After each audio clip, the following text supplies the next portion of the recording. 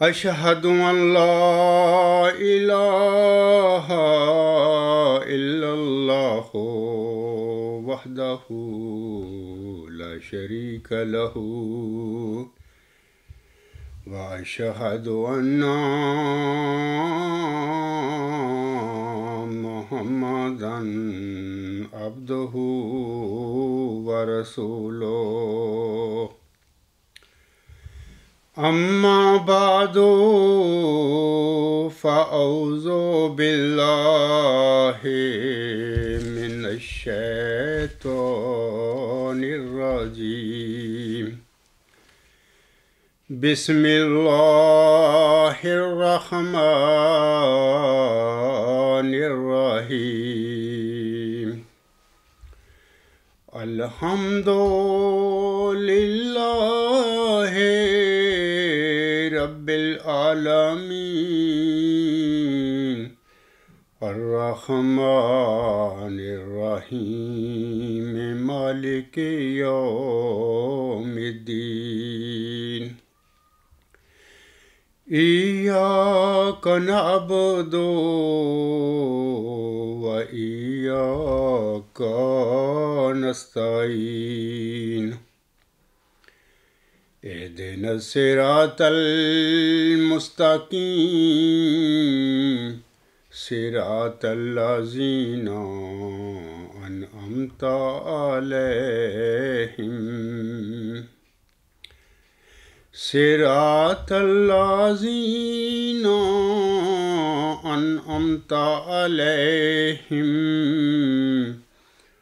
غير المغضوب علیہم ولا الضالین۔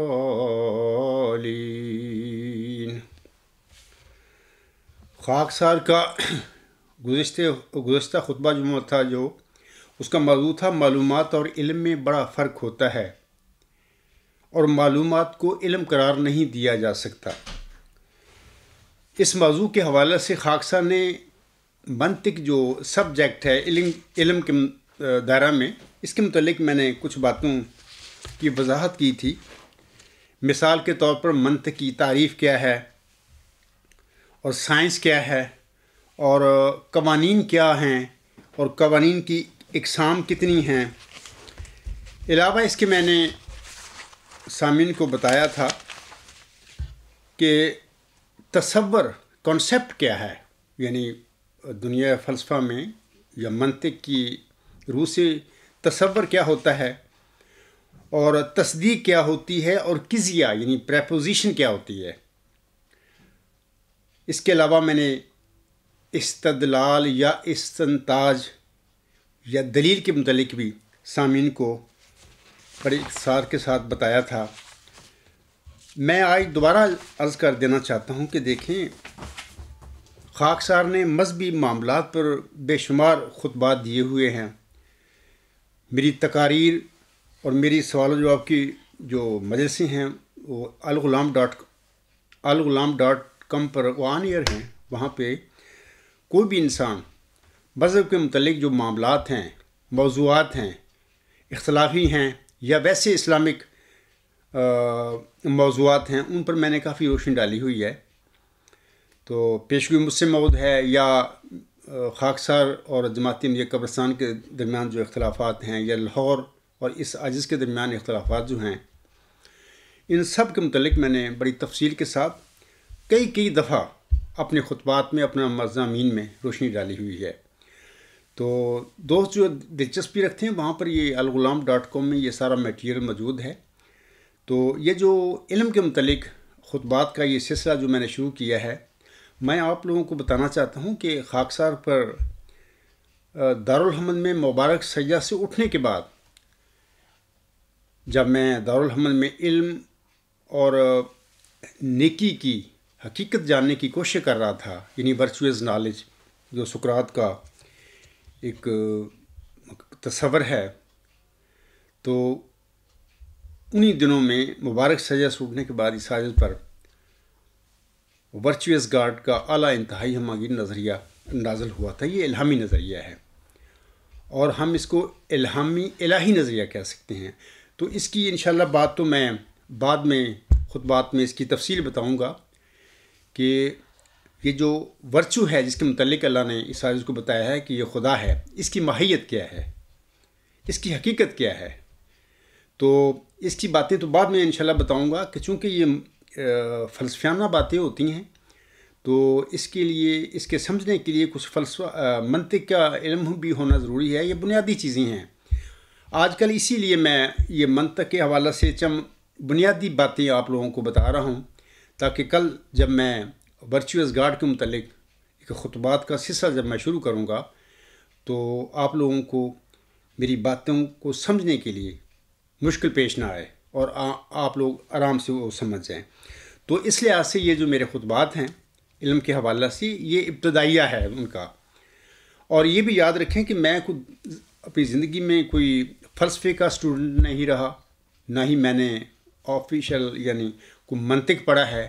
یہ جو میں خطبات دے رہا ہوں علم کے حوالے سے، منطق کے حوالے سے، یہ بنیادی باتیں ہیں. ہر وہ جو جس نے فلسفہ پڑھا ہوا ہوتا ہے وہ ان باتوں کو جانتا ہے. تو بہرحال آج کے یہ جو میرا خطبہ جمعہ ہے وہ بھی اسی حوالہ سے ہے کہ فکر کے کون کون سے اصول ہیں، یعنی what are the laws of thought. آج میں انشاءاللہ تعالی فکر کے اصولوں کے متعلق بتاؤں گا یا ان پر روشنی ڈالوں گا. سامعین کرام، یہ وہ اصول ہیں جن پر منطق اور فکر کا دار و مدار ہے، لہذا انہیں فکر کے بنیادی اصول یا اصول اولیہ یعنی فنڈامنٹل لاز کہا جاتا ہے. صحیح فکر ہمیشہ انہی اصولوں پر مبنی ہوتا ہے. گویا یہ اصول اساس فکر ہیں، یعنی فاؤنڈیشنز آف تھاٹ ہیں. یہ اصول 4 ہیں. نمبر 1، اصول عینیت، لا آف آئیڈینٹی. یہ اصول کہتا ہے کہ ہر شے وہی ہے جو کہ وہ ہے. مثلا ایک بلی بلی ہے، ایک چوہا چوہا ہے، ایک شیر شیر ہے. یہ اصول کہتا ہے کہ اگر ہم کسی شے کے متعلق کسی صفت کا اقرار کر لیں تو ہمیں ہمیشہ اس شے کے متعلق اس صفت کا اقرار کرنا چاہیے. مثلا اگر ہم اقرار کر لیں کہ لوہا ایک دھات ہے تو وہ ایک دھات ہی ہے. ہماری بحث میں، ہماری گفتگو میں، ہماری تحریروں میں وہ دھات ہی ہونا چاہیے.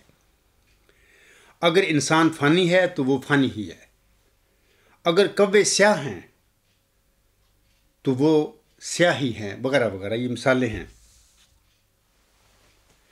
چونکہ ہر شے عین وہی ہوتی ہے جو کہ وہ ہوتی ہے، لہذا اس میں جو صفات پائی جاتی ہیں وہ ہمیشہ پائی جاتی ہیں. اس اصول کی اہمیت کے حوالے سے میں ایک مثال پیش کرتا ہوں. مثلا اگر ہم شراب کے متعلق بحث کر رہے ہیں تو ایک تو شراب سے مراد وہ شے ہے جو شرعاً ممنوع ہے، یعنی ہمارے دین میں، اور ثانیاً ہر پینے والی شے کو بھی ہم شراب کہتے ہیں.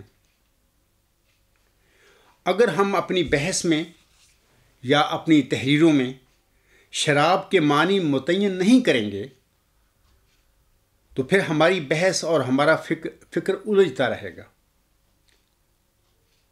اور ہماری علمی بحث کج بیسی میں بدلتی رہے گی. میرا اور اگر میرے مخالف کسی کے درمیان بحث ہو رہی ہے، شراب کے حوالے سے بھی آتا ہے ذکر اس بحث میں، تو اگر میرا مخالف بعض اوقات شراب سے وہ شراب لے لے کہ جو ہمارے دین میں ممنوع ہے شرعاً، اور کبھی ہر پینے کی چیز کے حوالے سے وہ شراب کا استعمال کر لے لفظ، تو اس سے پھر گڑبڑ ہو جاتا ہے. وہ بحث جو ہے وہ کج بحث میں بدل جاتی ہے، فروٹفل نہیں ہوتی. اسی لیے یہ جو اصول ہے، اصول عینیت، لا آف آئیڈینٹی، مقصد یہ ہے کہ اگر ہم کسی شے کے متعلق کچھ مان لیں، قبول کر لیں کہ یہ شے وہ ہے یا وہ شے یہ ہے، تو ہمیں اسی پر قائم رہنا چاہیے کہ وہ شے وہی ہے. یعنی شیر شیر ہے بلی بلی ہے اور چوہا چوہا ہے وغیرہ وغیرہ۔ خاکسار اصول عینیت یعنی لا آف آئیڈینٹی کے حوالے سے مذہبی دنیا سے ایک مثال پیش کرتا ہے آپ لوگوں کے آگے۔ چلہ ہوشیارپور میں اللہ تعالیٰ نے محمدی مریم حضرت مرزا غلام احمد علیہ السلام سے الہاماً فرمایا تھا کہ یہ لمبی الہامی پیش ہوئی ہے، میں صرف ایک دو فقرے پڑھوں گا۔ اللہ فرماتا ہے، سو تجھے بشارت ہو کہ ایک بجی اور پاک لڑکا تجھے دیا جائے گا۔ سٹاپ ہے آگے، اللہ تعالیٰ نے جو فرمانا تھا فرما دیا، آگے سٹاپ ہے۔ اگلا فقرہ ہے ایک ذکی غلام تجھے ملے گا، آگے بھی سٹاپ ہے۔ یہ فقرہ مکمل ہو گیا، اللہ نے جو بات کہنی تھی فرما دی، لیکن ملہم نے ذکی غلام کے آگے لڑکا بریکٹ میں لکھا۔ آگے اللہ فرماتا ہے، وہ لڑکا تیری ہی تخم سے تیری ہی ذریت و نسل ہوگا۔ یہ جو الہامی فقرات ہیں اور تذکرہ میں موجود ہیں اور مجموعہ اشتہارات میں بھی یہ الہامی پیشگوئی موجود ہے۔ تو سامعین کرام، اس الہامی پیشگوئی ذکی غلام مسیح الزمان میں دو وجودوں کا ذکر ہوا ہے۔ اس الہامی پیشگوئی ذکی غلام مسیح الزمان میں لڑکا لڑکا ہے اور ذکی غلام ہے۔ میں ذکی غلام مسیح الزمان اس پیشگوئی کی اس لیے کہتا ہوں کہ اس پیشگوئی کا آغاز اس طرح ہوا، یعنی اس پیشگوئی میں مرکزی کردار ذکی غلام ہی ہے، ذکی غلام مسیح الزمان ہی ہے۔ اللہ فرماتا ہے، میں تجھے ایک رحمت کا نشان دیتا ہوں اسی کے موافق جو تو نے مجھ سے مانگا۔ یہ نشان رحمت وہ ذکی غلام مسیح الزمان ہی ہے۔ تو میں آپ لوگوں کو بتا رہا تھا کہ لڑکا لڑکا ہے اور ذکی غلام ہے، یہ دونوں وجود ہیں۔ لڑکا ذکی غلام نہیں ہو سکتا اور ذکی غلام لڑکا نہیں ہو سکتا۔ قبرستانی جماعت احمدیہ کے خلیفے اور مولوی اردو الہام میں تو تبدیلی کر نہ سکے، یعنی ان دونوں کو ایک نہ کر سکے، کر بھی نہیں سکتے تھے، پکڑے جانے کا ان کے ڈر تھا، لیکن انگریزی ترجمہ میں انہوں نے یہ کام کر لیا کہ دونوں کو ایک ہی بنا لیا، لڑکا اور ذکی غلام کو ایک ہی بنا لیا، یعنی ذکی غلام کو بھی لڑکے میں شامل کر لیا گیا۔ اور میں اب آپ لوگوں کے آگے انگریزی ترجمہ جو ہے جماعت احمدیہ قبرستان کا، سب سے پہلے تو چودھری محمد ظفر اللہ خان صاحب نے ترجمہ اس کا کیا تھا اور میں اب ان کا ترجمہ پڑھوں گا، لیکن میں آپ لوگوں کو بتا دینا چاہتا ہوں کہ یہ جو ترجمہ پڑھوں گا میں، چودھری محمد ظفر اللہ صاحب نے یہ ترجمہ نہیں کیا ہوگا کیونکہ وہ بڑے انگلش کے ماہر تھے۔ یقیناً یہ ترجمے میں جو بھی انہوں نے کیا ہوگا تبدیلی جو جماعتی احمدیہ قبرستان کے خلیفے اور مولوی نے کی ہوئی ہے، تو ظاہر ہے کہ وہ تو مجبور تھے، جماعت کے ممبر تھے، وہ کچھ نہیں کر سکتے تھے، انہوں نے ترجمہ کر کے دے دیا، آگے انہوں نے اپنی جگہ پر جو تبدیلیاں کرنی تھی انہوں نے کر لیں۔ بہرحال میں آج بھی سمجھتا ہوں کہ یہ غلط ترجمے ہیں، اس کے ذمہ دار چودھری محمد ظفر اللہ خان صاحب نہیں ہیں۔ وہ لکھتے ہیں، یہ جو حوالہ ہے تذکرہ پیج 85 اور دا لندن ماسک 1976 میں یہ شائع ہوا۔ چودھری صاحب ان الفاظ کا ترجمہ کرتے ہیں، یعنی سو تجھے بشارت ہو کہ ایک بزی اور پاک لڑکا تجھے دیا جائے گا، ایک ذکی غلام تجھے ملے گا بریکٹ میں لڑکا، وہ لڑکا تیری ہی تخم سے تیری ہی ذریت و نسل ہوگا۔ چودھری صاحب لکھتے ہیں، rejoice therefore that a handsome and pure boy will be bestowed on the, thou wilt receive a bright youth who will be of thy seed and will be of thy progeny. اب دیکھیں وہاں یہاں پر نا وہ جو ذکی غلام ہے اس کو لڑکے میں شامل کر دیا گیا۔ میں اس کا ترجمہ جو ہے اس کا جو بنتا ہے، یعنی یہ جو ترجمہ یہ انگلش ہے، جو اس کی ترجمہ کیا بنتا ہے، یہ تو ٹوٹلی ڈفرینٹ ترجمہ ہو جاتا ہے، جو الہام ہے وہ اور چیز ہے۔ اور میں آپ لوگوں کو بتانا چاہتا ہوں الغلام.com پر میرا ایک مضمون ہے تحریف کیوں، وہاں پر آپ پڑھیں تفصیل اس بات کی، میں نے بڑی وضاحت کی ہوئی ہے، اب اتنی وضاحت میں اس خطبہ میں نہیں کر سکتا۔ اب یہ جو ترجمہ میں نے آپ لوگوں کے آگے انگلش میں پڑھا ہے، اس کا ترجمہ سن لیجیے۔ اس انگلش ٹرانسلیشن کا ترجمہ اس طرح بنتا ہے، سو تجھے بشارت ہو کہ ایک وجی اور پاک لڑکا تجھے دیا جائے گا، کوئی سٹاپ نہیں آگے، ایک تابندہ غلام ملے گا، جو ساتھ ہی ملا دیا، جو تیرے ہی تخم سے اور تیری ہی ذریت و نسل ہوگا۔ اب دیکھیں ہم وہ جو ذکی غلام ہے، اللہ نے تو الگ وجود ملہم کو بتایا تھا کہ یہ الگ وجود ہے، یہاں پر یہ ترجمہ کرنے والوں یعنی یہ قبرستانی خلیفے اور مولویوں کا یہ دھندا ہے، یعنی یہ تحریفیں ہیں جو یہودی کیا کرتے تھے. مثال کے طور پر قرآن کریم میں کافی جگہ ذکر آتا ہے.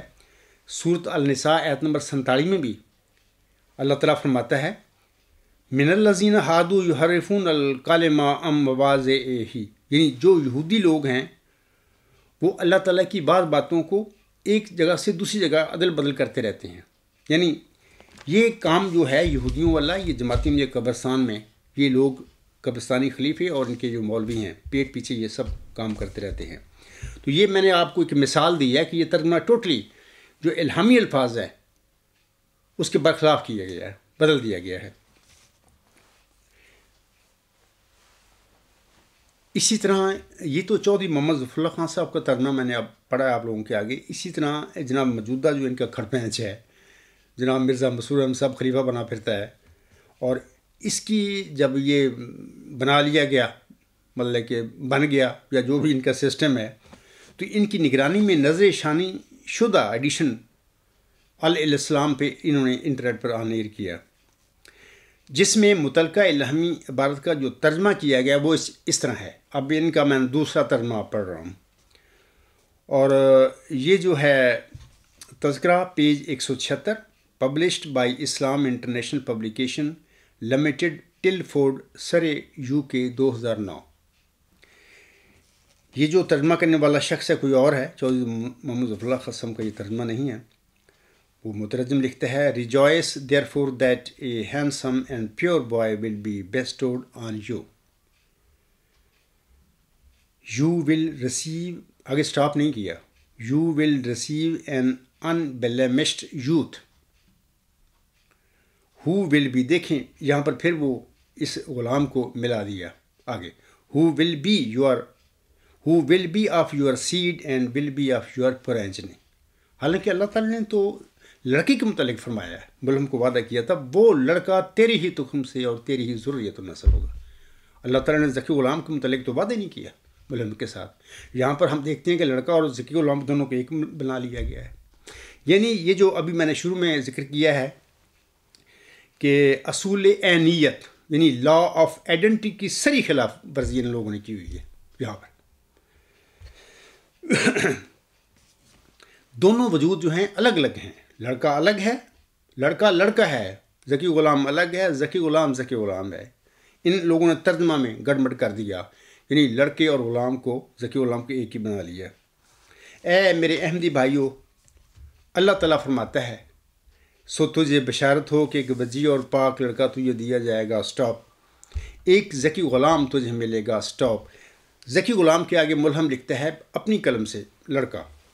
آگے اللہ فرماتا ہے وہ لڑکا تیری ہی تخم سے تیری ہی ذریت النسل ہوگا. تذکرہ صفحہ 109 تا 111 یہ پڑھ لیں، اردو کا جو چوتھا ایڈیشن ہے ان کا شائع شدہ.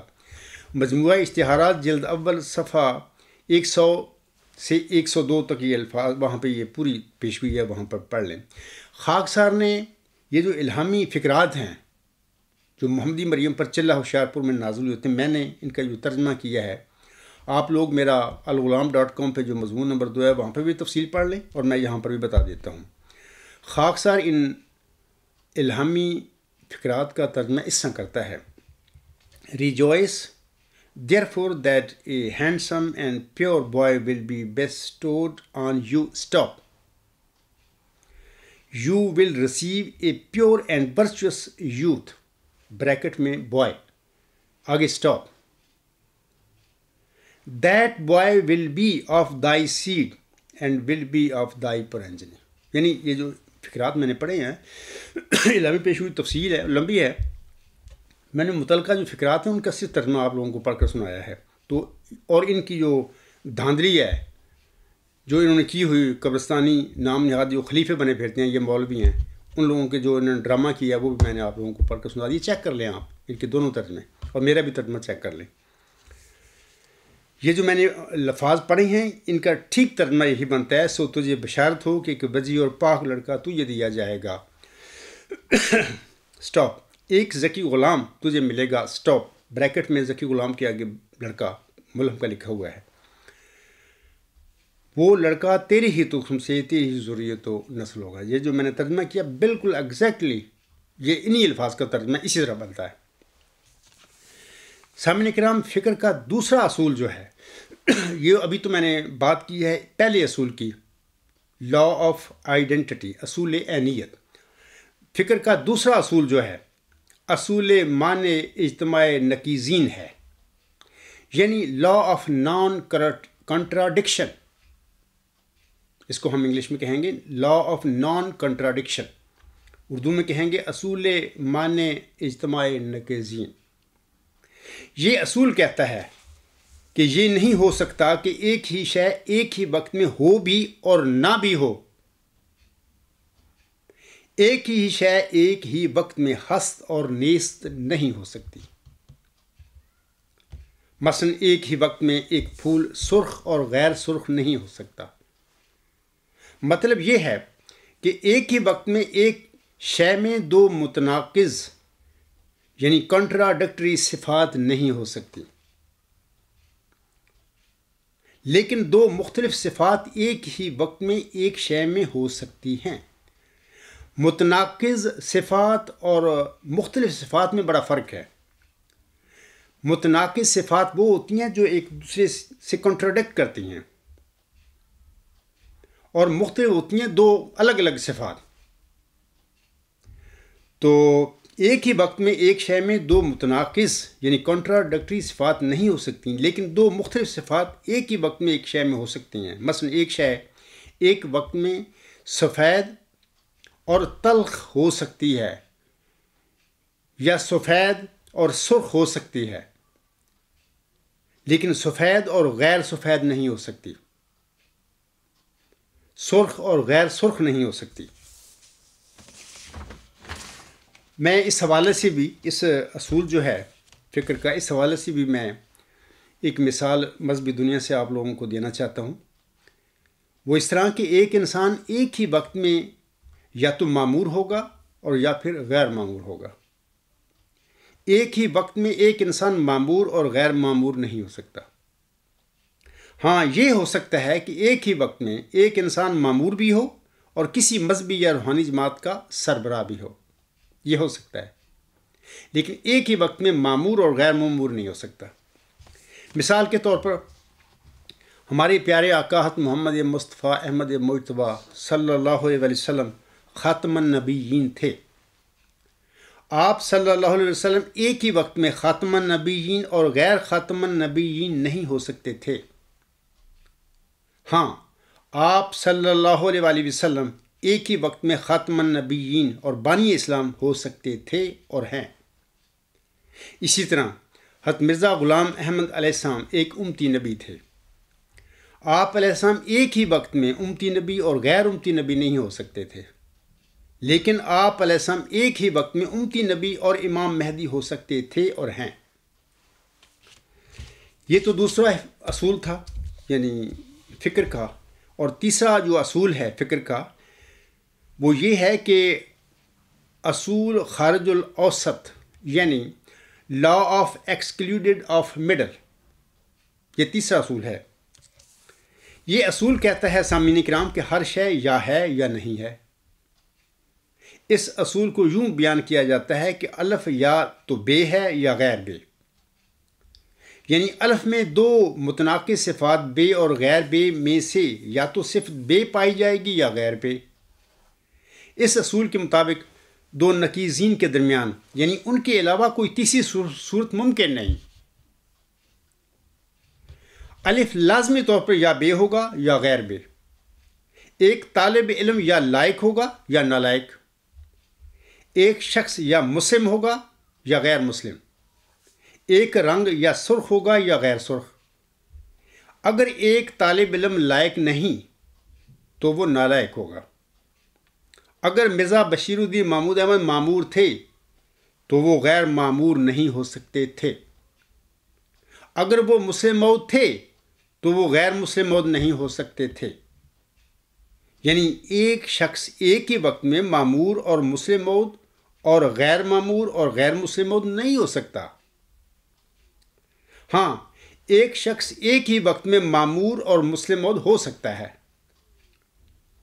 چنانچہ اصول خارج الاوسط یعنی لا آف ایکسکلوڈیڈ آف مڈل کے مطابق 2 نقیضین میں سے ایک ضرور درست ہوتا ہے، یعنی مرزا بشیر الدین محمود احمد کے مامور اور مجھ سے موعود ہونے یا نہ ہونے میں سے ایک وقت میں ایک ہی بات درست ہو سکتی ہے۔ سامعین کرام، اب میں ان کا جناب مرزا بشیر الدین محمود احمد کا 1936 میں مجلس شورا کو جو انہوں نے خطاب کیا تھا اس ایڈریس میں سے میں ایک حوالہ پڑھ کر سناؤں گا، لیکن اس سے پہلے میں آپ لوگوں کو بتا دینا چاہتا ہوں کہ جناب مرزا بشیر الدین محمود احمد نے مولوی نور الدین رضی اللہ تعالیٰ عنہ کی وفات کے موقع پر اپنی ہی بنائی ہوئی مجلس انصار کے لوگوں سے تائیدی ووٹ لے کر جماعت احمدیہ کی قیادت پر قبضہ کر لیا تھا اور خلیفہ ثانی بن کر بیٹھ گئے تھے۔ جناب مرزا بشیر الدین محمود احمد صاحب جو ہیں وہ 1925 میں اپنی ایک تقریر میں یہ جو تقریر ہے ان کی ہی اخبار الفضل میں چھپی تھی، اور اس کا حوالہ یہ ہے کہ الفضل اخبار مورخہ 31 اکتوبر 3 اور 5 نومبر 1925 اس اپنا اسٹیٹمنٹ میں بیان میں وہ کہتے ہیں کہ مرزا غلام صاحب نے اپنے بعد اپنی جماعت کو کسی قسم کی خلافتی ڈھانچہ یا کسی قسم کی خلافت کا کوئی وعدہ نہیں دیا تھا، بلکہ انہوں نے اپنی جماعت میں اپنے بعد اپنے جانشین کے طور پر صدر انجمن احمدیہ جو اسٹیبلش کر کے گئے تھے۔ کوئی خلافت، یہ پڑھ لیں، میں کافی دفعہ ان کا حوالہ پیش کر چکا ہوں، ابھی بھی میں پڑھ دیتا ہوں۔ وہ لکھتے ہیں مجلس معتمدین، یعنی صدر انجمن احمدیہ کا دوسرا نام مجلس معتمدین ہے۔ وہ لکھتے ہیں اکتوبر 1925 میں مجلس معتمدین کے بنیادی اصول میں جو دراصل ہے ہی اسلام کا بنیادی مسئلہ خلیفہ وقت کا وجود شامل نہ تھا۔ تو جناب وہ 1914 میں پھر وہ اپنی مجلس انصار سے ووٹ لے کر تائیدی وہ خلیفہ ثانی کیسے بن گئے تھے؟ پھر یہ خود ساختہ یہ سب خلافتیں ہیں ان کی اپنی۔ کوئی مرزا صاحب اپنے بعد اس قسم کا خلافت کا کوئی نظام نہیں دے گئے کہ میرے بعد اس قسم کا میرا کوئی خلیفہ بن جائے، جانشین میرا خلیفہ بن جائے، وہ سلسلہ چلتا رہے۔ تو یہ چیزیں وہ نہیں دیکھ گئے، وہ ایک جانشین کے طور پر اپنی صدر انجمن احمدیہ بنا کے گئے تھے۔ اپنے آپ کو انہوں نے رسالہ الوسیط میں فرمایا ہے کہ میں اللہ کا خلیفہ ہوں۔ اپنی جانشین کے متعلق کوئی لفظ انہوں نے خلیفہ کا استعمال نہیں فرمایا، کہا یہ میری جانشین ہوگی میرے بعد۔ تو یہ جو بشیر الدین محمود ہے 1936 میں پھر مجلس شورا سے خطاب کرتے ہوئے جو وہ کہتے ہیں، وہ تفصیل ہے کہ لمبا ایک ان کی تقریر ہے، میں ان کی تقریر میں سے ایک حوالہ پڑھ کر آپ لوگوں کو سناؤں گا۔ وہ کہتے ہیں، یہ جو حوالہ ہے یہ خطبات شورا جلد 2 صفحہ 18 پر، یہ الاسلام پر جو ان کی ویب سائٹ ہے، یہ خطبات ہیں، وہاں پر آپ لوگ دیکھ سکتے ہیں جو میں پڑھوں گا۔ وہ کہتے ہیں پھر صرف خلافت کا سوال نہیں بلکہ ایسی خلافت کا سوال ہے جو موعود خلافت ہے، الہام اور وحی سے قائم ہونے والی خلافت کا سوال ہے۔ ایک خلافت تو یہ ہوتی ہے کہ خدا تعالیٰ لوگوں سے خلیفہ منتخب کراتا ہے اور پھر اسے قبول کر لیتا ہے، مگر یہ ویسی خلافت نہیں، یعنی میں اس لیے خلیفہ نہیں کہ حضرت خلیفہ اول کی وفات کے دوسرے دن جماعت احمدیہ کے لوگوں نے جمع ہو کر میری خلافت پر اتفاق کیا۔ میں بتا دینا چاہتا ہوں کہ جناب ابھی میں نے ان کا حوالہ پڑھا ہے کہ 1925 میں وہ تو کہتے ہیں کہ مرزا صاحب سے ان کے بعد وہ خلافت کا کوئی وہ دے ہی نہیں گئے۔ تو یہ اب 1936 میں مجلس شورا میں یہ کیا کرتے پھر رہے، آگے بیٹھے تھے بیچارے معتقد احمدی، کوئی سوال ہی نہیں کر سکتا، اگر کوئی کر دے گا بیچارہ اس کو اخراج اور مقاطع ہو جائے گا۔ جتنے بھی ہم احمدی ہیں حضرت مرزا غلام صاحب کی روحانی اولاد، ہم لوگوں نے اپنی برادریاں چھوڑی، اپنے قبیلے چھوڑے، اپنے رشتہ دار چھوڑ دیے۔ مرزا غلام ہم سے ایک سچا انسان تھا، اس کو قبول کیا۔ اس کے بعد جناب مرزا بشیر الدین محمود احمد اینڈ کمپنی نے ایک ایسا شیطانی نظام بنایا جس کا اسلام سے کوئی تعلق نہیں، اور ہم لوگ نسل در نسل، میں بھی ان میں شامل ہوں، جتنی جماعت ہے اکثریت ساری 99% لوگ روحانی اولاد ہے مرزا غلام سے، ہم سب پھنس گئے۔ ہم نے اپنی برادریاں رشتہ دار چھوڑ دیے، قبیلے چھوڑ دیے، اور مرزا غلام کو مانا۔ آگے اس کے لڑکے نے آ کے کیا ہمارے ساتھ کیا، ہم نہ سوال کر سکتے ہیں کہ یا تم جھوٹ بولتے پھر رہے ہو، کبھی کچھ بیان دیتے ہو، کبھی کچھ بیان دیتے ہو، کبھی کہتے ہیں خلافت کے متعلق مرزا صاحب نے اپنے بعد کوئی خلافت دی ہی نہیں، کبھی کہتے ہو کہ یہ جو 1936 میں اپنے خلافت کے حوالے سے وہ خلیفہ بن کے بیٹھے ہیں، بلکہ آگے سنیں یہ بتا رہے ہیں وہ تو الہامی خلیفہ بنائے پھرتے تھے، مؤود خلیفہ بنائے پھرتے تھے۔ آگے میں لفظ پڑھتا ہوں ان کا، آگے وہ کہتے ہیں بلکہ اس لیے بھی خلیفہ ہوں کہ حضرت خلیفہ اول کی خلافت سے بھی پہلے حضرت مسیح موعود علیہ الصلوۃ والسلام نے خدا تعالیٰ کے الہام سے فرمایا تھا کہ میں خلیفہ ہوں۔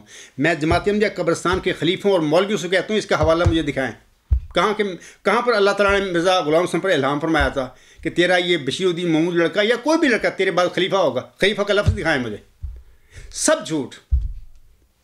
آگے کہتے ہیں پس میں خلیفہ نہیں بلکہ مؤود خلیفہ ہوں، انا للہ و انا الیہ راجعون۔ مؤود خلیفے یعنی خلافت تو ہے ہی نہیں مرزا صاحب علیہ السلام کے بعد۔ مرزا صاحب علیہ السلام اپنی الوصیت میں فرما کے رہے ہیں کہ میرے بعد یہ جو انجمن ہے میرے جانشین کے طور پر کام کرے گی، یہ جو تبلیغی کام ہے جو بھی میں نے شروع کیا ہوا اس کو چلائے گی اس وقت تک جب تک کوئی خدا سے روح القدس پا کر کھڑا نہیں ہوتا، یہ وہ فرما گئے ہیں۔ اور جس قدرت ثانیہ کی بات انہوں نے فرمائی ہے الوصیت میں، وہ قدرت ثانیہ وہی روح القدس سے کھڑے ہونے والا وہ وجود ہے قدرت ثانیہ کا۔ خود مرزا صاحب فرماتے ہیں اپنی الوصیت میں وہ آسمان سے نازل ہوگی۔ جیسے نبی اللہ تعالیٰ کھڑا کرتا ہے، الہام سے کھڑا کرتا ہے، وہ اصل میں دیکھا جائے تو وہ سارے نبی آسمان سے کھڑے ہوتے ہیں، روح القدس پا کر کھڑے ہوتے ہیں۔ تو مرزا صاحب فرماتے ہیں کہ وہ آسمان سے نازل ہوگی کہ آئندہ وہ بندہ جو ہے منہاج نبوت پر کھڑا ہوگا، مسجدوں میں دروازے بند کر کے لوگ اس کو منتخب نہیں کریں گے، اس کی بیعت نہیں کریں گے۔ اور آپ جانتے ہیں کہ منہاج نبوت پر کھڑے ہونے والوں کی تو قوم شدید مخالفت کرتی ہے۔ سب سے عظیم انسان منہاج نبوت پر کھڑے ہونے والا ہمارے آقا محمد عربی صلی اللہ علیہ وسلم تھے، جس کو آپ صلی اللہ علیہ وسلم کی قوم نے صادق اور امین کا لقب دیا ہوا تھا۔ آپ کے دعویٰ سے پہلے آپ کی کتنی مخالفت تھی، شیب ابی طالب میں بند کر دیا 3 سال کے لیے۔ تو منہاج نبوت پر جو آنے والے خلیفے ہوتے ہیں وہ الہامی خلیفے ہوتے ہیں اور ان کی قومیں شدید مخالفت کرتی ہیں، لیکن اللہ کی مدد سے وہ پھر غلبہ بھی پاتے ہیں اور اپنا جو مشن ہوتا ہے اور اس کی بعض کو تخم ریزی صرف کر کے جاتے ہیں، بعض کو اپنا مشن کو میں غلبہ بھی پا کر جاتے ہیں اس دنیا سے۔ تو یہ جو مرزا بشیر الدین محمود احمد نہ صرف خلیفہ کہتا ہے بلکہ مؤود خلیفہ ہوں میں، سب جھوٹ بول رہے ہیں۔ آگے وہ کہتے ہیں میں معمور نہیں بلکہ میری آواز خدا تعالیٰ کی آواز ہے۔ دیکھیں جو معمور ہوتا ہے اس کے متعلق تو ہم کہہ سکتے ہیں اس کی آواز خدا تعالیٰ کی آواز ہے، جو معمور ہی نہیں ہے وہ کیسے بندہ کہہ سکتا ہے کہ میری آواز خدا تعالیٰ کی آواز ہے؟ وہ سب جھوٹ بولتا ہے۔ آگے کہتے ہیں کہ خدا تعالیٰ حضرت مسیح موعود علیہ الصلوۃ والسلام کے ذریعے اس کی خبر دی تھی، کوئی خبر نہیں، میں پورا لٹریچر میں پڑھا ہے، میری قبرستانی جماعتی احمدیہ قبرستان کے خلیفہ مولوی بتائیں مجھے، میں کھڑا ہوں، یہ اس کا ثبوت دیں مجھے، یہ جو 1936 کے مجلس شورا میں یہ کہہ رہا تھا۔ آگے کہتے ہیں کہ جماعت احمدیہ اسے رائے گاں جانے دے اور پھر خدا تعالیٰ کے حضور سرخ رو ہو جائے۔ جس طرح یہ بات درست ہے کہ نبی روز روز نہیں آتے، اسی طرح یہ بھی درست ہے کہ مؤود خلیفے بھی روز روز نہیں آتے، انا للہ و انا الیہ راجعون۔ پھر میں کہتا ہوں جماعت احمدیہ قبرستان کا خلیفہ موجودہ یا مولوی جو لوگ ہیں مجھے اس کا ثبوت دیں، اس کا کہ اللہ نے الہاماً مرزا غلام حسن کو فرمایا ہو کہ تیرا کوئی لڑکا ایز اے خلیفہ تیرے بعد میں بناؤں گا۔ کوئی ایسا حوالہ موجود نہیں، یہ سب جھوٹ ہے۔ دوسرا، آپ کا جو دعویٰ تھا یہ آپ نے تو پہلے قبضہ کیا جماعت پر 1914 میں، اور پھر اپنے جو حواری تھے ارد گرد ان میں سے بعض صحابی بھی تھے، دنیا دار صحابی، ان کو اشارے کر دیے کہ میرے متعلق مسلم موت کے اعلان کر دو، انہوں نے کر دیے۔ اور غالباً الغلام.com پر وہ نیوز نمبر 5 ہے یا 4 ہے، جو بھی میرے خیال 5 ہی ہے، وہاں پہ پڑھیں ثبوت ہے اس کا۔ 1914 میں اس نے قبضہ کرنے کے بعد یہ سارے کام اس کے ساتھیوں نے کر دیے، اور پھر جب وہ رسالے جب وہ انجمن اشاعت السلام والے جو دوسرا گروپ تھا لاہوری جن کو کہتے ہیں، میں تو بڑے ادب سے ان کو انجمن اشاعت اسلام لاہوری کہا کرتا ہوں، بعض کا چونکہ وہ نام پڑ گیا ہے ایک قادیانی جماعت کی لاہوری، میں بعض کو پھر لاہوری بھی کہہ دیتا ہوں۔ جب انہوں نے اعتراض کیا کہ یہ جو آپ نے تو دعویٰ ہی نہیں کیا، یہ آپ کے متعلق مسلم موت کے جو نعرے اور تقریر لگ رہے ہیں اس کی کیا حقیقت ہے؟ پھر اس شخص نے وہ سارے رسالے جلوائے، لیکن ان میں سے بعض رہ بھی گئے۔ کوئی انجمن اشاعت اسلام جو لاہور والے تھے ان صحابی تھے، وہ بھی بیچارے ان کے ہاتھ آ گئے، اور ان کی میں سے ہی میں نے الغلام.com کی نیوز نمبر 5 پر غالباً وہ ہے، میں نے وہ ثبوت دیا ہوا ہے۔ تو اس محمود نے پھر وہ سارے جلوا دیے تھے۔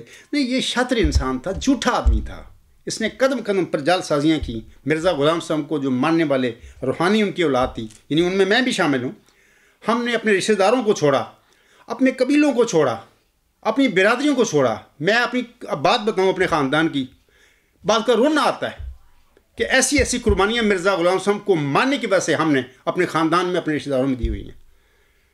بہن بھائی الگ ہو گئے، رشتہ داریاں ختم ہو گئی، اور یہ ساری رشتہ داری تو مرزا غلام صاحب کی جماعت کی رہ گئی ہمارے لیے. تو بے شک مرزا بشیر الدین محمود نے پھر پکڑ کے اور اسلام سے مسلمانوں سے دور کر کے مرزا غلام صاحب کے ماننے والوں کو پھر ان پر جھوٹے طور پر اپنے جو فتوے تھے یا اپنے جو باتیں منوائیں. اب کوئی اعتراض نہیں کر سکتا، اگر کوئی اعتراض کرے گا تو اخراج اس کا مقاتے ہو جائے کدھر بیچارہ. تیسری بات میں آپ لوگوں کو یہ بتانا چاہتا ہوں کہ دیکھیں یہاں پر یہ جو میں نے ان کے پڑھا ہے وہ کہتے ہیں میں معمور نہیں مگر میری آواز خدا تعالیٰ کی آواز ہے. یا آگے کہتے ہیں گویا اس خلافت کا مقام معموریت اور خلافت کے درمیان کا مقام ہے، یہ بھی جھوٹ ہے. یہ جو ابھی میں نے آپ لوگوں کو پڑھ کے سنا رہا ہوں نا، فکر کا تیسرا اصول یعنی اصول خارج الاوسط، law of excluded of middle, یہ خلاف ہے. اس کے بعد ایک بندہ یا تو معمور ہوگا یا پھر وہ غیر معمور ہوگا. ایٹ اے ٹائم معمور اور غیر معمور درمیان ہو ہی نہیں سکتا. کوئی ایسی چیز ہی نہیں ہے دنیا میں، علمی دنیا میں بات ہی نہیں ایسی کہ کوئی ایسی چیز، کوئی ایسا مقام و مرتبہ جو معموریت اور غیر معموریت کے درمیان میں وہ ہے ہی نہیں. سب فراڈ، جھوٹ. کیا قبرستانی احمدیوں جو ہیں ان کا کوئی مولوی، کوئی ان کا جیالہ، ان کا کوئی خلیفہ مجھے بتا سکتا ہے اس ان کا کہ کون سا مقام ہے وہ جو معموریت اور غیر معموریت کے درمیان میں ہو سکتا ہے؟ ہے ہی نہیں. کیونکہ یہ جو فکر کا تیسرا اصول جو ہے اصول خارج الاوسط، لا آف ایکسکلوڈیڈ مڈل، یہی کے خلاف بات ہے. تو یہ بندہ قدم قدم پر اس شخص نے یہ سب فراڈ کیے، جھوٹ بولے اور گمراہ کیا لوگوں کو. تو اس کے بعد میں سامعین کو بتانا چاہتا ہوں کہ فکر کا چوتھا اصول جو ہے یعنی اصول وجہ کافی، یعنی law of sufficient of reason ہے. یہ اصول کہتا ہے کہ اگر کوئی شے ہے یا سچ ہے تو اس کے ایسا ہونے کے لیے کافی وجہ ہوتی ہے. اگر الف بے ہے یعنی یہ سچ ہے کہ الف بے ہے، تو پھر اس امر کے لیے کافی وجہ ہوگی کہ الف بے کیوں ہے اور کچھ اور کیوں نہیں.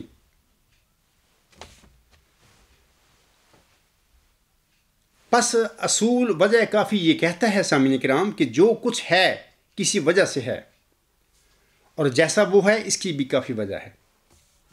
اس اصول کا تقاضا ہے کہ بلا وجہ کچھ نہیں ہوتا.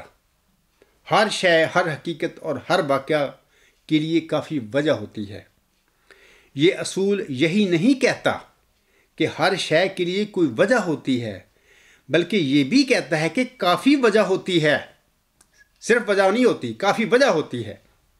مثلا جب ہم کہتے ہیں کہ محنت کامیابی کی وجہ ہے تو ہماری محنت سے مراد کافی محنت ہوتی ہے. کافی محنت ہوتی ہے یعنی اتنی محنت جتنی کامیابی کے لیے کافی ہو. وجہ کافی جو ہے، یہ جو چوتھا اصول ہے، اس کے حوالہ سے قرآن کریم ہمیں بتاتا ہے سامعین کرام، یہ قرآن کریم کا اصول ہے جو ہمیں اللہ نے سکھایا، بتایا. اور وجہ کافی جو چوتھا اصول ہے فکر کا، اس کے حوالے سے میں اس کی مثال اب دینے لگا ہوں آپ لوگوں کے آگے کہ اللہ ہمیں اپنے کلام میں بتاتا ہے کہ بشارت کے وقت مبشر دنیا میں نہیں ہوتا. یا ہم کہہ سکتے ہیں کہ اللہ ہمیں بتاتا ہے اپنے کلام سے یہ باتیں مثال دے دے کر کہ مبشر جس کی بشارت دی جاتی ہے بشارت کے بعد پیدا ہوتا ہے.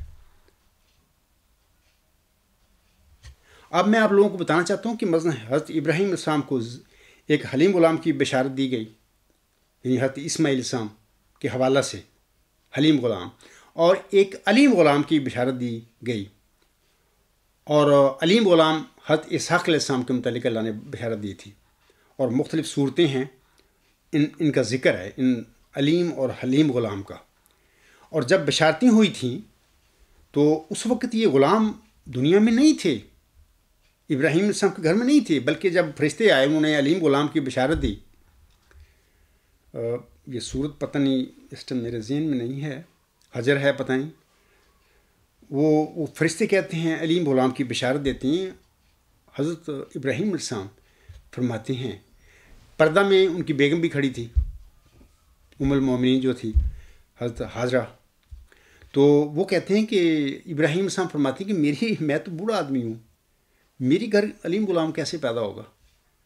تو وہ کہنے لگے کہ اللہ نے فرمایا کہ پیدا ہوگا. اور پردے میں سے وہ ان کی جو بیگم تھی انہوں نے ہاتھ مارے اپنے منہ پر اور مسکرائیں کہ میں بڑھیا بانجھ ہوں، میرے کیسے ہو جائے گا علیم غلام؟ تو فرشتوں نے کہا کہ اے گھر والوں، تم پر تو اللہ کی رحمتیں نازل ہو رہی ہیں، تم کیوں مایوس ہوتے ہو؟ اللہ نے فرمایا ہے کہ میں علیم غلام دوں گا. وہ پھر اللہ نے دیا اس حضرت اسحاق علیہ السلام کے صورت میں. حلیم غلام دو دیا پہلے علیم سے بھی، وہ حضرت اسماعیل علیہ السلام کی صورت میں. ایسے ہی حضرت یحییٰ علیہ السلام جو تھے، حضرت زکریا علیہ السلام کو بطور غلام دیے گئے، ان کی بشارت ہوئی تھی. جب بشارت ہوتی ہے ان کو، وہ بھی فرماتے ہیں کہ اے اللہ تعالیٰ میری غلام کیسے پھر ہو جائے گا؟ پہلے تو دعائیں کرتے ہیں نا اپنے لیے کہ اے اللہ مجھے بھی کوئی وارث عطا فرما. جب اللہ تعالیٰ ان کو دیتا ہے انا نبشروک بغلام اسمہ یحییٰ، تو وہ عرض کرتے ہیں کہ اے اللہ میری یحییٰ غلام کیسے ہو جائے گا؟ میں تو بوڑھا ہوں، میرے تو سر بھڑک گیا ہے، اس کے الفاظ ہیں وہاں پر، اور میری بیوی بانجھ ہے. تو اللہ نے فرمایا کہ دیکھیں آپ بھی تھے نا، آپ کی پیدائش سے پہلے آپ کیا تھے؟ کچھ بھی نہیں تھے، آپ کو بھی تو اللہ نے پیدا کیا نا. اس طرح اللہ نے وعدہ فرمایا ہے، اللہ نے تجھے دیا ہے وعدہ کہ میں دوں گا غلام آپ کو یحییٰ کے طور پر. پھر دیا بعد میں، وہ بھی نبی تھا. اسی طرح موسوی جو مریم تھی، اس کو وہ کماری تھی، اس کی شادی نہیں ابھی ہوئی تھی، تو فرشتے نے آ کے اس کو بشارت دی. یہ صورت مریم میں سارا ذکر ملتا ہے. فرشتہ کہتا ہے کہ اے مریم اللہ تعالیٰ تجھے ایک ذکی غلام کی بشارت دیتا ہے. مریم عرض کرتی ہیں کہ فرشتے کو آگے کہ میں نہ تو شادی شدہ ہوں اور نہ میں بدکار ہوں، میرے کیسے ذکی غلام ہو جائے گا؟ تو فرشتہ کہتا ہے کہ بالکل آپ ٹھیک فرما رہی ہیں، ٹھیک کہہ رہی ہیں کہ آپ شادی شدہ نہیں ہیں، آپ کمباری ہیں، اور پھر یہ بھی کہ آپ بدکار بھی نہیں ہیں، لیکن اللہ کہتا ہے میں دوں گا، اور وہ ایک لوگوں کے لیے نشان ہوگا اور اللہ کی رحمت ہوگا. تو بعد میں پھر اللہ تعالیٰ نے دیا ذکی غلام، یعنی جس کا نام پھر سورہ آل عمران میں اللہ تعالیٰ نے مسیح عیسیٰ ابن مریم قرار دیا یا رکھا. تو یہ جو ساری مثالیں ہیں، میں وجہ کافی کے طور پر آپ لوگوں کو یہ دے رہا ہوں کہ چوتھا جو فکر کا اصول ہے وہ یہی ہے کہ law of sufficient of reason. اگر کچھ ہوتا ہے تو اس کی کافی وجہ ہوتی ہے. تو قرآن کریم میں سے وجہ کافی کے طور پر میں نے آپ لوگوں کے آگے یہ مثالیں پیش کی ہیں. تو یہی باتیں میں آپ لوگوں کو بتانا چاہتا ہوں کہ محمدی مریم پر ذکی غلام کی جو بشارت چلہ ہوشیار پور میں ہوئی، اس کے حوالہ سے بھی 13 الہامی بشارتیں ہیں مرزا غلام صاحب پر نازل ہوئیں، اور یہ بشارتوں کا سلسلہ غلام کے حوالہ سے 1881 سے لے کر 6/7 نومبر 1907 تک جاری رہتا ہے. بشارت کا مطلب یہ تھا کہ اللہ اپنے ملہم کو بتا رہا تھا کہ یہ جو میں بشارت دے رہا ہوں، جب تک بشارت ہو رہی ہے تو وہ وجود دنیا میں پیدا ہی نہیں ہوا، ابھی میں نے دیا ہی نہیں آپ کو. وہ جب بشارت کا سلسلہ ختم کر دوں گا میں، اس کے بعد پھر میں دے دوں گا، جب چاہوں گا دوں گا. تو یہ 6/7 نومبر 1907 تک یہ جو سلسلہ ہے بشارتوں کا غلام کے حوالہ سے، یہ بتا رہا ہے کہ مرزا غلام صاحب کو تو اللہ نے بطور لڑکا جسمانی دیا ہی نہیں. وہ بندہ حضور صاحب نے اس ذکی غلام کو، اس نشان رحمت کو مجھ سے موت کا ٹائٹل دیا. یہ مجھ سے موت کے الفاظ حضور صاحب کے اپنے الفاظ ہیں، الہامی نہیں ہیں. تو پھر دیکھیں کہ 14 جون 1899 کو حضور صاحب کا چوتھا لڑکا پیدا ہوا، مبارک احمد. اس کے بعد 8 الہامی بشارتیں ہوتی ہیں غلام کے حوالہ سے، اللہ بشارتیں دیتا ہے، لیکن مرزا غلام صاحب کے گھر میں کوئی لڑکا پیدا نہیں ہوا. اور پھر اللہ تعالیٰ نے وہ جو حلیم غلام کی بشارت دی، پھر اس کو مسیح مبارک قرار دے دیا. پھر آخر پہ پھر صاحب اللہ کا غلام زکیہ کی بشارت ہوتی ہے 6/7 نومبر کو 1907 کو. پھر یحییٰ کے طور پر اس کی بشارت ہوتی ہے. تو یہ ساری باتیں اللہ تعالیٰ نے اس لیے بتائیں ملہم کو کہ دیکھیں میں آپ کو یہ وجود بطور جسمانی لڑکا آپ کا میں دے ہی نہیں رہا. تو وہ شخص جو حضور صاحب کے گھر میں بطور جسمانی لڑکا 12 جنوری 1899 کو پیدا ہوا، یا حضور صاحب کا کوئی بھی لڑکا مجھ سے ذکی غلام کیسے ہو سکتا ہے؟ اس پیشو کے مزداق کیسے ہو سکتا ہے؟ کیونکہ میں ابھی بتایا ہے میں نے کہ 12 جنوری 1899 کے بعد بھی 11 الہامی بشارتیں غلام کی ہوتی ہیں. اگر وہ بشیر ممو تھا، وہ تو پیدا ہو گیا تھا. تو یہ مطلب کہ سب دجل فریب کیا گیا ہے جماعت احمدیہ قبرستان کے اندر لوگوں کو جھوٹے دعوے کیے اور جھوٹے دعوے کر کے پھر لوگوں کو پھر ایک نظام کے ساتھ اخراج مقاطع کی سزاؤں کے ساتھ ڈرا دھمکا کر قابو رکھا گیا، اور جس نے تھوڑا سا اٹھ کے سوال کیا اس کو خارج کر دیا، یا اس پر پیغامیوں والا فتنہ کا الزام لگا کے اس کو بدنام کر دیا، یا لاہوریوں کا نام لے کر اس کو بدنام کر دیا۔ ان لوگوں کا یہ کاروبار 100 سال سے ہو رہا ہے۔ عام احمدی بیچارے بے زبان بنا دیے گئے ہیں، لیکن میں ان سے کہوں گا کہ یار اتنا تو تقویٰ آپ میں ہونا چاہیے نا، کہ اگر ایک آدمی اب میں کہتا ہوں کہ میں موجود ہوں اس میدان میں، آپ کو پکار رہا ہوں، آپ میں اتنی ہمت تو پیدا ہونی چاہیے کہ ایک بندہ میدان میں موجود ہے، وہ بلا رہا ہے، اگر وہ جھوٹا ہے نعوذ باللہ من ذالک، تو قادیانی یا نام نہاد خلیفے اس کو اس جھوٹے کو نعوذ باللہ اس کے گھر کیوں نہیں پہنچاتے میدان میں، اس کے پاس اس کے ساتھ 2 ہاتھ کر کے میدان میں آ کر، یہ کیوں ڈرتے پھرتے ہیں؟ تو اللہ تعالیٰ آپ کو استقامت دے، اس کی توفیق دے۔ یہ جو 4 اصول میں نے بیان کیے ہیں، اور اس کے حوالے سے میں نے کچھ مذہبی مثالیں بھی دی ہیں۔ اس کے بعد میں آپ لوگوں کو بتانا چاہتا ہوں کہ یہ جو اصول فکر ہیں اس کی خصوصیات کیا ہیں۔ یہ جو فکر کے اصول جو میں نے بتائے ہیں 4، ان کی خصوصیات یا خواص کیا ہیں، میں آپ لوگوں کو بتانا چاہتا ہوں کہ ان کے خواص کے حوالے سے یاد رکھیں کہ یہ اصول اساسی یعنی فنڈامنٹل ہوتے ہیں، لہٰذا اسی وجہ سے انہیں اصول اولیہ فرسٹ پرنسپلز کہتے ہیں۔ دوسری خاصیت جو ہے ان کی یا خصوصیت کہہ لیں، یہ اصول بدیہی یعنی سیلف ایویڈنٹ ہوتے ہیں، یعنی اس قدر صاف اور واضح ہوتے ہیں کہ انہیں ثابت کرنے کی ضرورت ہی نہیں۔ چونکہ تمام ثبوت خود ان پر مبنی ہے، لہذا یہ ثابت ہو بھی نہیں سکتے۔ اگر یہ اور اصولوں سے ثابت ہو سکتے تو پھر یہ اصول اولیہ نہ کہلاتے۔ اپنی صحت کے حوالے سے یہ خود مکتفی یعنی سیلف سفیشینٹ ہیں۔ اس لحاظ سے ان کی مثال آنکھ سے دی جا سکتی ہے۔ مثال کے طور پر ہم جو اپنی آنکھیں ہیں ہماری، ان سے ہم اور چیزیں دیکھتے ہیں۔ دنیا کی ہر چیز جو ہم نے سامنے آتی ہے ہماری آنکھیں دیکھتی ہیں، لیکن ہم اپنی آنکھوں کے ذریعے نہیں دیکھ سکتے، اپنی آنکھوں کو نہیں دیکھ سکتے۔ لوگ میری آنکھوں کو دیکھ سکتے ہیں، میں لوگوں کی آنکھوں کو دیکھ سکتا ہوں، میں اپنی آنکھ کو نہیں دیکھ سکتا۔ ہاں، میں اپنی آنکھوں کے ذریعے باقی چیزیں جو دنیا میں ہیں، لوگ ہیں، میں ان کو دیکھ سکتا ہوں۔ یہ ایک مثال دی ہے میں نے کہ یہ خاصیت ہے ان کی اصول اولیہ کی۔ تیسری خاصیت یہ ہے کہ یہ اصول ضروری ہیں، نیسیسری ہیں۔ صحیح فکر ان کے بغیر ممکن نہیں۔ دانستہ طور پر ہم انہیں رد نہیں کر سکتے، انہیں دانستہ طور پر توڑنے کی کوشش ایک قسم کی ذہنی خودکشی ہوگی، انٹلیکچوئل سوسائڈ ہوگی۔ چنانچہ فکر کے لیے یہ اصول لابودی اور اٹل ہوتے ہیں۔ چوتھی خصوصیت ان کی یہ ہے کہ یہ اصول سوری یعنی فارمل ہوتے ہیں، یعنی صرف فکر کے ڈھانچے یا شکل سے تعلق رکھتے ہیں۔ مادہ فکر یعنی میٹر آف تھاٹ کے متعلق ہمیں کوئی علم نہیں دیتے۔ چنانچہ یہ اصول ہمارے مادی علم یعنی میٹیریل نالج میں کوئی اضافہ نہیں کرتے۔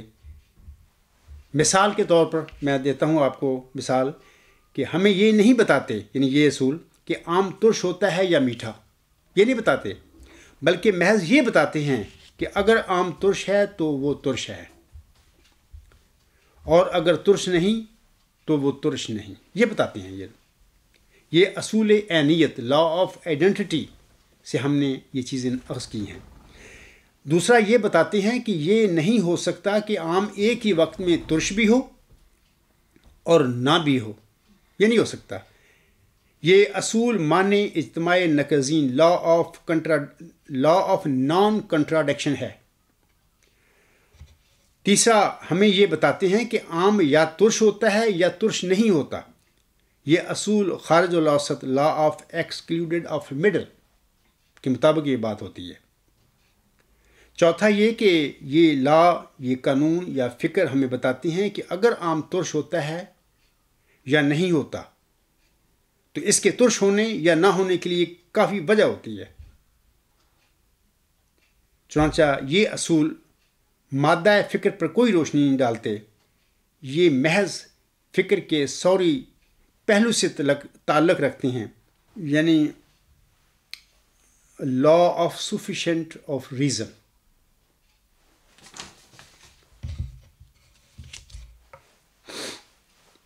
سامعین کرام، پانچویں جو اس کی خصوصیت ہے، جو ابھی میں نے فکر کے 4 اصول آپ لوگوں کے آگے بیان کیے ہیں، ان کی یہ پانچویں خصوصیت ہے کہ یہ اصول قبل از مشاہدہ ہوتے ہیں. اپریوری لفظ ہے، ایک ٹرم استعمال ہوتی ہے فلسفہ میں یا منطق میں. بعد از مشاہدہ نہیں ہوتے، یہ بھی ایک ٹرم ہے. پوسٹیریوری، یہ نہیں ہوتے بلکہ اپریوری ہوتے ہیں، یعنی قبل از مشاہدہ ہوتے ہیں، بعد از مشاہدہ نہیں ہوتے. یعنی یہ مشاہدے اور تجربے سے حاصل نہیں ہوتے. تجربے اور مشاہدہ خود اپنی صحت کے لیے ان اصولوں پر مبنی ہوتا ہے، ان کا محتاج ہوتا ہے. یہ اصول تجربے اور مشاہدہ کے محتاج نہیں ہوتے. اب سامعین کرام، منطق کے علم اور منطق کے فن ہونے کے حوالے سے اب میں آپ لوگوں کو کچھ بتانا چاہتا ہوں. ہم جانتے ہیں کہ منطق ایک علم ہے کیونکہ یہ ہمیں فکر کے متعلق مربوط اور مکمل واقفیت دیتا ہے. اور کسی شے کے متعلق مربوط اور مکمل واقفیت ہی کو علم یا سائنس کہتے ہیں. خاکسار نے گزشتہ خطبہ جمعہ میں اس کی کافی تفصیل میں نے بیان کی تھی. لیکن منطق صرف علم ہی نہیں بلکہ یہ ایک فن بھی ہے. کسی شے کے متعلق مربوط اور مکمل واقفیت کا نام سامعین کرام علم ہے. بالفاظ دیگر علم واقفیت کو کہتے ہیں اور فن مشق کو کہتے ہیں. علم کا کام ہے کچھ جاننا اور فن کا کام ہے کچھ کرنا. علم کی حیثیت علمی ہے یعنی تھیوریٹیکل ہے، اور فن کی حیثیت عملی ہے یعنی پریکٹیکل ہے. علم مطالعہ سے ملتا ہے اور فن مشق سے ملتا ہے. مثلا کیمسٹری، فزکس وغیرہ علوم ہیں یہ سارے، لیکن جراحی یعنی سرجری اور موسیقی وغیرہ یہ سارے فنون ہیں. علم اور فن کا سامعین کرام آپس میں چولی دامن کا ساتھ ہے.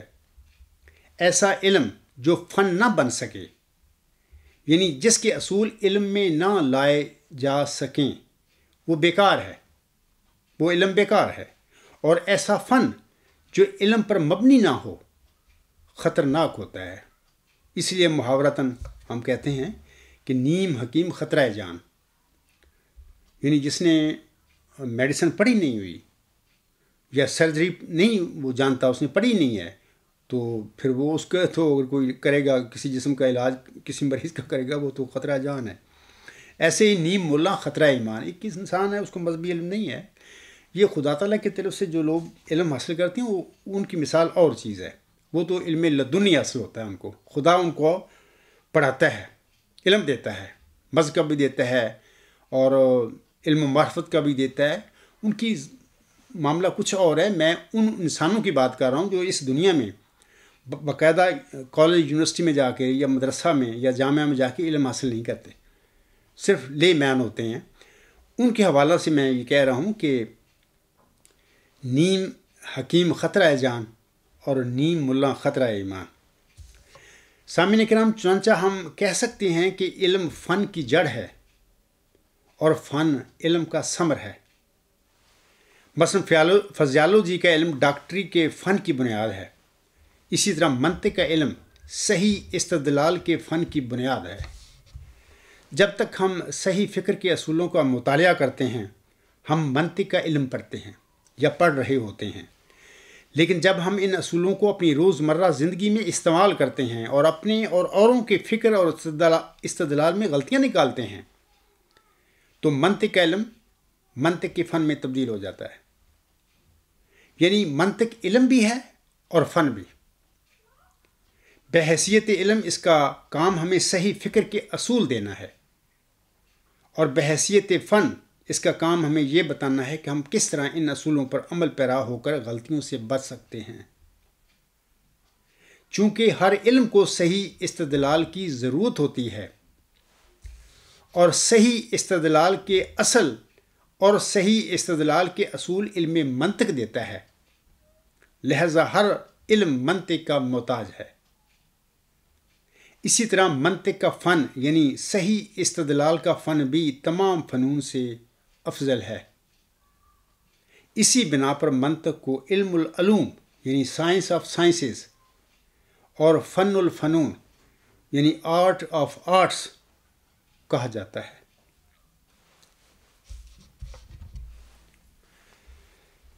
سامعین کرام، اب آخر پہ میں حضرت مرزا غلام احمد علیہ السلام کا ملفوظات میں سے ایک حوالہ آپ لوگوں کے آگے پڑھ کر سنانا چاہتا ہوں۔ میں نے کچھ اور آیات پڑھنی تھی قرآن کریم کی اور اس کے متعلق کچھ بتانا بھی تھا۔ میں چاہتا ہوں کہ خطبہ میں طویل نہ کروں اور میں چھوٹا ہی خطبہ رکھوں، کیونکہ طویل خطبے سننا بھی ایک مسئلہ ہوتا ہے سامعین کے لیے۔ تو یہ جو میں حوالہ پڑھوں گا یہ نیا ایڈیشن جو ہے ملفوظات جلد 2 صفحہ 355 پر ہے، اور پرانا جو ایڈیشن ہے جس کی 10 جلدیں ہیں اس کی جلد نمبر 4 صفحہ 2 پر یہ الفاظ ہیں حضور صاحب کے۔ آپ علیہ السلام فرماتی ہیں، یہ بات مسلمانوں میں ہر شخص جانتا ہے اور غالباً کسی کو بھی اس سے بے خبری نہ ہوگی کہ رسول اللہ صلی اللہ علیہ وسلم نے فرمایا ہے کہ اللہ تعالیٰ ہر صدی کے سر پر ایک مجدد کو بھی بھیجتا ہے جو دین کے اس حصہ کو تازہ کرتا ہے جس پر کوئی آفت آئی ہوئی ہوتی ہے۔ یعنی ہر مجدد آ کے پورے اسلام کی تجدید نہیں شروع کر دیتا، یعنی یہ مرزا صاحب صاحب فرما رہے ہیں کہ ہر صدی پر جو مجدد آتا ہے وہ دین کے اس حصے کو تازہ کرتا ہے، اس حصے میں سے بدعات اور خرابیوں کو نکالتا ہے جس پر کوئی آفت آئی ہوئی ہوتی ہے۔ یہ سلسلہ مجددوں کے بھیجنے کا اللہ تعالیٰ کے اس وعدہ کے موافق ہے جو اس نے انا نحن نزلنا الذکر و انا لہ لحافظون میں فرمایا ہے۔ اور آخر پہ میں خلیل جبران ایک زبردست مدبر تھے، میں ان کا ایک حوالہ پڑھ کر اپنے خطبہ کو ختم کرتا ہوں۔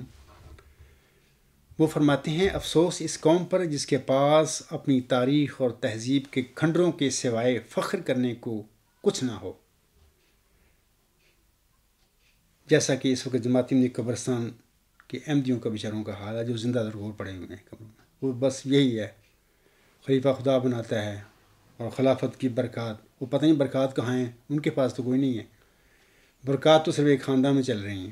وہ بیچارے 48 چندے بیچارے وہ مزدوریاں محنتیں مشقتیں کر کے وہ دیتے پھر رہے ہیں، تو فخر کرتے رہتے ہیں، ان کو اجلاسوں میں اس چیز پر لگا دیا ہے بس خلیفہ خدا بناتا ہے، بس خلافت کی برکات ہیں وغیرہ وغیرہ جو بھی ہے۔ خلیل جبران کہتا ہے، افسوس اس قوم پر جس کے پاس اپنی تاریخ اور تہذیب کے کھنڈروں کے سوائے فخر کرنے کو کچھ نہ ہو، اور جو اس وقت تک بغاوت کرنے پر آمادہ نہ ہوں جب تک پھانسی کا پھندا ان کی گردن میں نہ پڑ جائے۔ اے میرے احمدی بھائیوں، تمہیں تو برین واشنگ کے ساتھ ویسے ہی ذہنی طور پر مفلوج اور زندہ درگور کر دیا گیا ہے۔ جماعتی احمدیہ قبرستان کی میں بات کر رہا ہوں، جماعتی احمدیہ لاہور کا بھی یہی حال ہے، بیچارے وہ بھی چلے آ رہے ہیں، اب تو ان کی تعداد بہت تھوڑی رہ گئی ہے، لیکن بہرحال وہ اپنے وہ جو بھی عقائد ہیں وہ ان پر ڈٹے ہوئے ہیں۔ میں نے اکثر جماعتی احمدیہ قبرستان کے جو نام نہاد خلیفے ہیں یا جو ارباب اختیار ہیں اور لاہور کے بھی، میں نے ان کو کہا ہے کہ دیکھیں اس عاجز کو اللہ نے کھڑا کیا ہے اور میں معمور ہوں اس ٹائم، اور آپ یہ سمجھتے ہیں اگر کہ آپ کے عقائد ٹھیک ہیں تو مجھے بلائیں یا میرے پاس آئیں، ہم بیٹھ کے ان کا قرآن کریم اور مرزا غلام صاحب کی تعلیم کی روشنی میں اس کا فیصلہ کر لیتے ہیں ہم میں سے کون حق پر ہے کون غلطی پر ہے، اور جو غلطی پر ثابت ہو جائے اس کو چھوڑ دے اپنی غلطیوں کو۔ لیکن نہ جماعتی احمدیہ لاہور اور نہ جماعتی احمدیہ قبرستان کے جو ارباب و اختیار ہیں، نام یاد خلیفے یا امیر وغیرہ، یہ اس کام کے لیے تیار نہیں ہیں، اور یہ سری قرآن کریم کی تعلیم کی خلاف ورزی ہے، اور یہ سری حضرت مرزا غلام صاحب کی تعلیم کی خلاف ورزی ہے، کیونکہ مرزا صاحب نے فرمایا ہے اگر تم میں اختلاف ہے اس کو ختم کرو جلدی اور آپس میں صلح کرو۔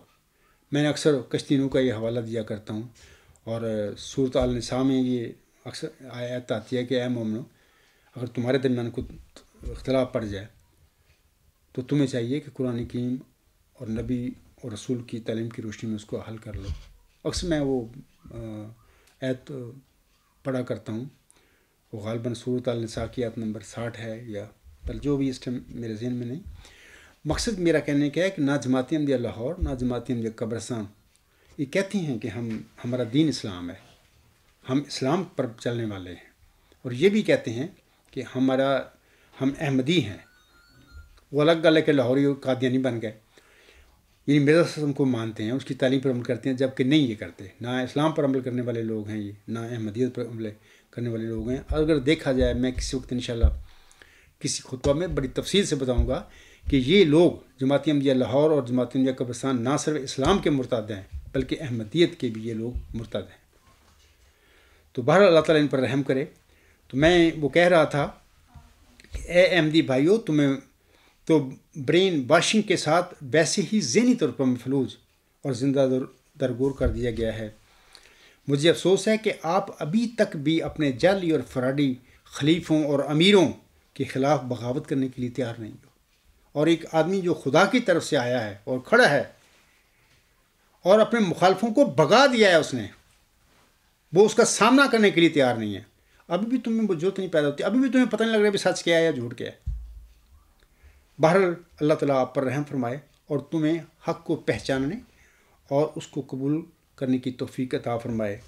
اور اس طرح میری دعا ہے کہ اللہ تعالیٰ آپ سب کا خاتمہ بالخیر فرمائے. میں اسی پہ اپنا خطبہ ختم کرتا ہوں. وما علینا الا البلاغ وآخر الدعوانا ان الحمد للہ رب العالمین. اولم وآخرم وظاہرم وباطنا هو مولانا نعم المولا ونعم النصیر ونعم الوکیل.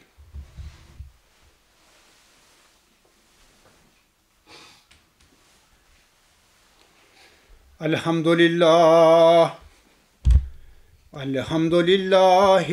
نحمده ونستعینه ونستغفره ونؤمن به ونتوکل علیہ ونعوذ باللہ من شرور انفسنا ومن سیئات اعمالنا.